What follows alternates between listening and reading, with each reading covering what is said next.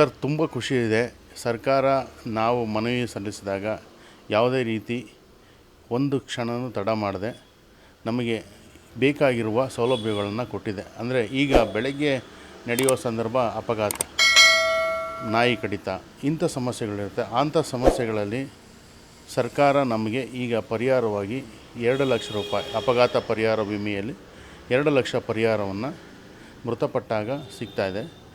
ಅಪಘಾತ ಆಗುವ ಅಂಗವೈಫಲ್ಯತೆ ಆಧಾರದ ಮೇಲೆ 2 ಲಕ್ಷ ರೂಪಾಯಿ ನೀಡ್ತಾಯಿದೆ. ಅದು ಅಂಗವೈಫಲ್ಯದ ಆಧಾರದ ಮೇಲೆ ಎಷ್ಟು ಕೊಡಬೇಕು ಅನ್ನೋದನ್ನು ನೀಡುತ್ತೆ.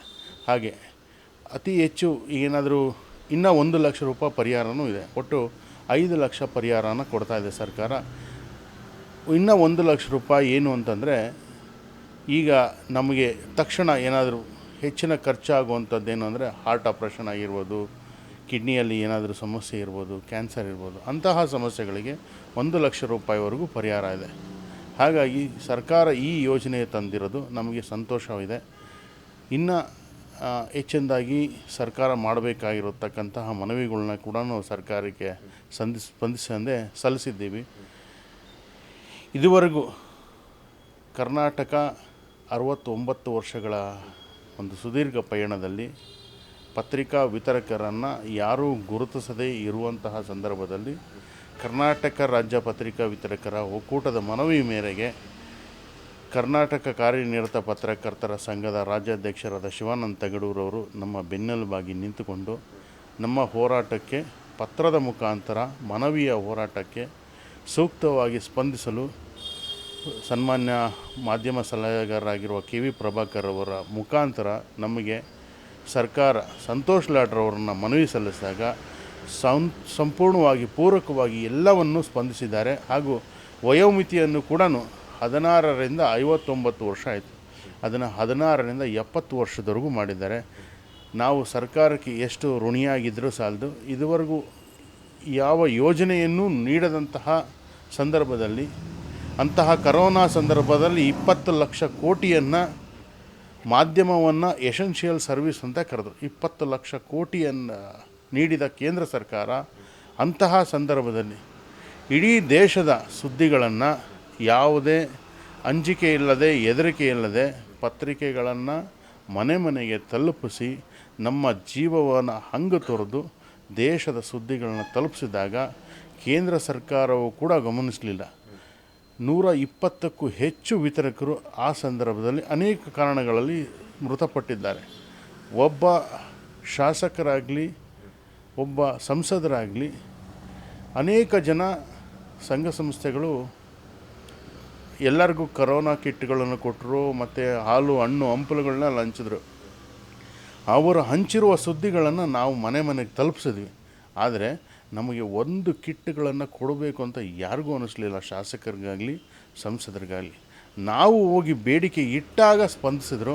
ಅದು ನೋವಿನ ಸಂಗತಿ ಇದೆ, ಆದರೂ ಬೇಜಾರಿಲ್ಲ, ಸ್ಪಂದಿಸಿದ್ರು ಅನ್ನೋ ಒಂದು ಖುಷಿ ಇದೆ ಸರ್.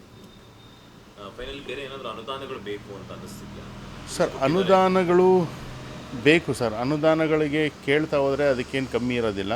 ಅನುದಾನಗಳು ಬೇಕು. ಅದು ನಾವು ಇಡ್ತಾ ಇರತಕ್ಕಂತಹ ಬೇಡಿಕೆಗಳು ನ್ಯಾಯಬದ್ಧವಾಗಿದ್ದಂಥದ್ದು. ಯಾಕಂದರೆ ಪತ್ರಿಕೆಗಳು ಹುಟ್ಟಿ 180 ವರ್ಷಗಳಾಗಿದೆ. ದೇಶದಲ್ಲಿ ಪತ್ರಿಕೆಗಳು ಹುಟ್ಟಿ 240 ವರ್ಷಗಳಾಗಿದೆ. ಆದರೆ ಇಡೀ ದೇಶದಲ್ಲಿ ಮಾದರಿ ಯೋಜನೆಯನ್ನು ಕಾರ್ಮಿಕ ಇಲಾಖೆ ಮುಖಾಂತರ ಸಂತೋಷ್ ಲಾಡ್ರವ್ರು ತಂದಿರೋದಕ್ಕೆ ಅವರಿಗೆ ಮೊದಲನೇದಾಗಿ ಅಭಿನಂದನೆಗಳನ್ನ ಸಲ್ಲಿಸ್ತಾ, ನಮಗೆ ಬೇಕಾಗಿರತಕ್ಕಂತಹ ಇನ್ನೂ ಅನೇಕ ಯೋಜನೆಗಳನ್ನ ಮನವಿ ಪತ್ರದ ಮುಖಾಂತರ ಸಲ್ಲಿಸಿದ್ದೀವಿ. ನಿಬಂಧನೆಗಳನ್ನ ಹೇರಿದ್ದಾರೆ. ಆ ನಿಬಂಧನೆಗಳನ್ನ ದಯವಿಟ್ಟು 40,000 ಜನ ಇರತಕ್ಕಂತಹ ಒಂದು ಗುಂಪಿಗೆ ನೀವು ನಿಬಂಧನೆಗಳನ್ನು ಹೇರಿದ್ದೀರಿ. ದಯವಿಟ್ಟು ಆ ನಿಬಂಧನೆಗಳನ್ನು ಎಲ್ಲವನ್ನು ಸಡಿಲಕ್ಕೆ ಮಾಡಿಕೊಟ್ಟು ಸುಲಲಿತವಾಗಿ ನಮ್ಮ ಪ್ರಯೋಜನಗಳನ್ನ ಪಡೆದುಕೊಳ್ಳೋದಕ್ಕೆ ತಾವು ಸಹಕಾರಿಯಾಗ್ತೀರ ಅಂತ ಈ ಮುಖಾಂತರ ತಮ್ಮ ಚಾನಲ್ನ ಮುಖಾಂತರ ನಾವು ಅವರಿಗೆ ಮನವಿ ಮಾಡಿಕೊಳ್ತೀವಿ. ತಾವು ನೀಡಿರ್ತಕ್ಕಂತಹ ಪ್ರಯೋಜನ ಸೂಕ್ತ ಹಾಗೂ ಸ್ಪಂದಿಸತಕ್ಕಂತಹ ಎಲ್ಲ ಯೋಜನೆಗಳನ್ನ ತಂದಿದ್ದೀರಿ. ಇನ್ನೂ ಹೆಚ್ಚಿನ ಬೇಡಿಕೆಗಳನ್ನ ಹಾಗೂ ತಮ್ಮ ಮುಂದೆ ನಾವು ಸಲ್ಲಿಸ್ತೀವಿ. ದಯವಿಟ್ಟು ಅದಕ್ಕೆಲ್ಲ ಪೂರಕವಾಗಿ ಸ್ಪಂದಿಸ್ತೀರಾ. ಹಾಗೂ ಈ ಸರ್ಕಾರ ಇರುವವರೆಗೂ ವಿತರಕರ ಬಗ್ಗೆ ಯಾವುದೇ ಹೆದರಿಕೆ ಇಲ್ಲ ಅನ್ನೋದು ನಮಗೆ ಸಂತೋಷ ಇದೆ ಸರ್. ಅಂದರೆ ಈ ಈ ಅನುದಾನವನ್ನು ಪಡ್ಕೊಳ್ಳೋದಕ್ಕೆ ಏನಾದರೂ ಪ್ರೋಸೆಸ್ ಇದೆಯಾ, ರಿಜಿಸ್ಟ್ರೇಷನ್ ಮಾಡಿಸುವಂಥದ್ದು ಮತ್ತೇನಾದರೂ ಅಂತದ್ದು ಅದ್ರ ಬಗ್ಗೆ ಏನಾದರೂ? ಹೌದು ಸರ್, ಈಗ ಕಾರ್ಮಿಕ ಇಲಾಖೆಯಲ್ಲಿ ಮೊದಲನೆಯದಾಗಿ 16ರಿಂದ 59 ವರ್ಷದ ವಯೋಮಿತಿ, ಅದು ಈ ಶ್ರಮ್ ಕಾರ್ಡ್ಗೆ ಮಾತ್ರ. 16ರಿಂದ 70 ವರ್ಷದ ವಯೋಮಿತಿ ಬಂದು ಅಂಬೇಡ್ಕರ್ ಸಹಾಯಸ್ತ ಯೋಜನೆಯಲ್ಲಿ ಇದೆ. ಅದು ಸಾರಿಗೆ ಬಸ್ ಚಾಲಕರಿಗೆ 70 ವರ್ಷದವರೆಗೂ ಇದೆ. ಅದು ಬಿಟ್ಟರೆ 70 ವರ್ಷದವರೆಗೂ ವಿತರಕರಿಗೆ ಮಾತ್ರ ಇದೆ.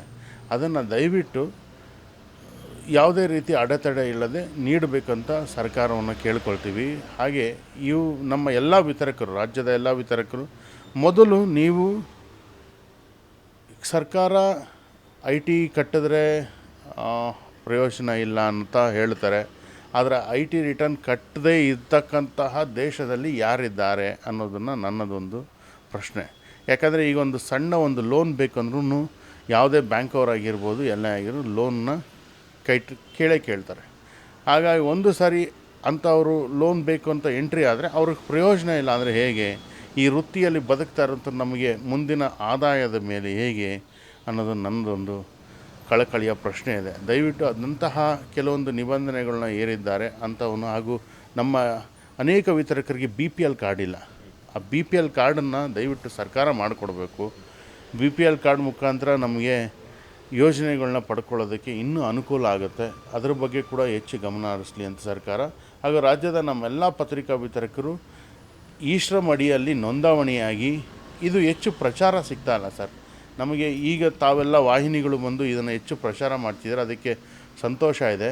ಈ ಹೆಚ್ಚು ವಾಹಿನಿಗಳ ಮುಖಾಂತರ ನಮ್ಮ ವಿತರಕರಿಗೆ ನಾವು ತಲುಪೋಕ್ಕಾಗಲ್ಲ. ಯಾಕಂದರೆ ಈ ಸಂಘಟನೆ ಕಟ್ಕೊಂಡಿದ್ದೀವಿ. ಆದರೆ ನಾನು ಕೂಡ ಪತ್ರಿಕೆ ಹಾಕಿ ಬೇರೆ ಊರುಗಳಿಗೆ ಹೋಗಿ ಸಂಘಟನೆ ಮಾಡಬೇಕು. ಹಾಗಾಗಿ ನಾನು ಎಷ್ಟು ಸಾಧ್ಯ ಆಗುತ್ತೋ 23 ಜಿಲ್ಲೆ ಪ್ರವಾಸ ಮಾಡಿದ್ದೀನಿ. ಆದರೆ ಇನ್ನೂ ಪ್ರವಾಸಗಳು ಮಾಡಬೇಕು, ಸಮಯ ಸಾಕಾಗಲ್ಲ. ಯಾಕಂದರೆ ಪೇಪರ್ ಹಾಕಬೇಕು ಅಂತಂದರೆ ಕನಿಷ್ಠ ಪಕ್ಷ 1 ಗಂಟೆ 1.5 ಇನ್ನು ಬಿಟ್ಟು ದೂರ ಹೋಗಬೇಕು ಅಂದರೆ ಮತ್ತೆ ವಾಪಸ್ ಬರಬೇಕು ಬೆಂಗಳೂರಿಗೆ. ಮಾರನೇ ದಿವಸ ಪತ್ರಿಕೆಯಲ್ಲಿ ತೊಡಗಿಕೊಳ್ಬೇಕು. ಮನೆಯಲ್ಲಿ ಒಂದು ಸಂತೋಷದ ಸಂದರ್ಭದಲ್ಲೂ ಭಾಗಿಯಾಗೋಕ್ಕಾಗಲ್ಲ, ಹೆಚ್ಚಿನದಾಗಿ ಒಂದು ಸಾವು ನೋವಾಗಿದ್ರೂ ಭಾಗಿಯಾಗೋಕ್ಕಾಗಲ್ಲ. ಅಂಥ ಸಂದರ್ಭದಲ್ಲಿ ನಾವು ಎಷ್ಟು ವಿತರಣೆನ ಬೇರೆ ವರ್ಗಗಳು ಇದೆ, ಅವರು ರಜಾ ಹಾಕಿ ಹೋಗ್ಬೋದು. ವರ್ಷದಲ್ಲಿ ನಮಗಿರೋದೇ 4 ರಜಾ. ಹಾಗಾಗಿ ಸರ್ಕಾರ ಇನ್ನೂ ಹೆಚ್ಚಿನದಾಗಿ ಅನುದಾನಗಳನ್ನ ನೀಡಲೇಬೇಕು. ಯಾಕಂದರೆ ಅವರ ಸುದ್ದಿಗಳನ್ನು ತಲುಪಿಸುವಂಥವ್ರು ನಾವು. ಇಡೀ ದೇಶದಲ್ಲಿ ಸರ್ಕಾರದ ಸುದ್ದಿಗಳು ಮನೆ ಮನೆಗೆ ತಲುಪಿಲ್ಲ ಅಂತಂದರೆ, ಪತ್ರಿಕಾ ವಿತರಕರಿಲ್ಲ ಅಂದರೆ ಅದು ರದ್ದಿಗೆ ಸಮಾನ. ಹಾಗಾಗಿ ದಯವಿಟ್ಟು ಸರ್ಕಾರ ಇನ್ನೂ ಹೆಚ್ಚಿನದಾಗಿ ನಮ್ಮ ಕಡೆ ಗಮನ ಹರಿಸಬೇಕು ಅಂತ ನಾವು ಈ ನಿಮ್ಮ ವಾಹಿನಿ ಮುಖಾಂತರ ಬೇಡಿಕೆ ಇಡ್ತಾ ಇದ್ದೀವಿ ಸರ್. ಲೇಟೆಸ್ಟ್ ಹಾಗೂ ಇಂಟ್ರೆಸ್ಟಿಂಗ್ ಸುದ್ದಿಗಳಿಗಾಗಿ ಬಾಸ್ ಟಿವಿ ಕನ್ನಡ ಚಾನೆಲ್ನ ಸಬ್ಸ್ಕ್ರೈಬ್ ಮಾಡಿ. ಹಾಗೆಯೇ ಬೆಲ್ ಐಕಾನ್ ಪ್ರೆಸ್ ಮಾಡಿ. ಇದರ ಜೊತೆಗೆ ಫೇಸ್ಬುಕ್, ಇನ್ಸ್ಟಾಗ್ರಾಮ್, ಎಕ್ಸ್ನಲ್ಲೂ ಮಿಸ್ ಮಾಡದೆ ಫಾಲೋ ಮಾಡಿ.